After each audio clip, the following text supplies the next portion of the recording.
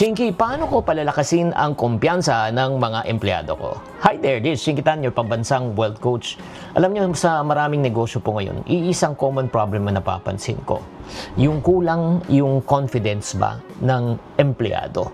Kahit na magaling sa skills sa katunayan nga may pag-aaral po, 1 sa 3 empleyado ang nakakaranas ng mababang self-confidence pagdating sa kanilang trabaho kahit may kakayanan sila.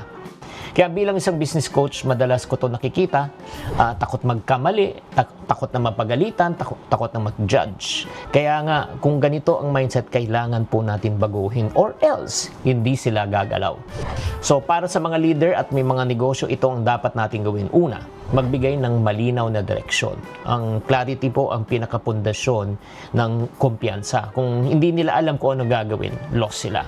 Pangalawa, kilalanin natin ang maliliit na tagumpay. Kung mayroon silang ginagawang tama, yan po ang pansinin natin. Huwag lang po natin hanapin yung mga bagay na maling ginagawa, kundi yung tama.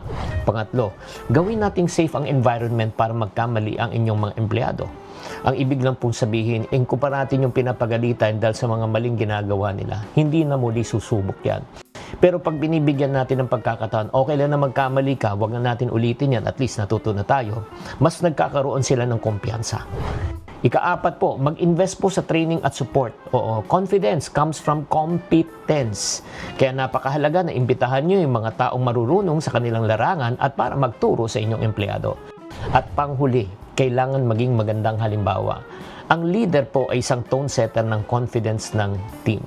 Sa huli, ang confidence ay hindi lang po basta nakukuha, binubuo at tinuturo yan. At kung gusto mo pang lumakas ang iyong negosyo, simulan mo na ang pagpapalakas ng confidence ng iyong mga tao. Sana nabigyan kita ng karunungan at kaalaman, tatandaan, tamang karunungan at disiplina ang susi sa pagyaman.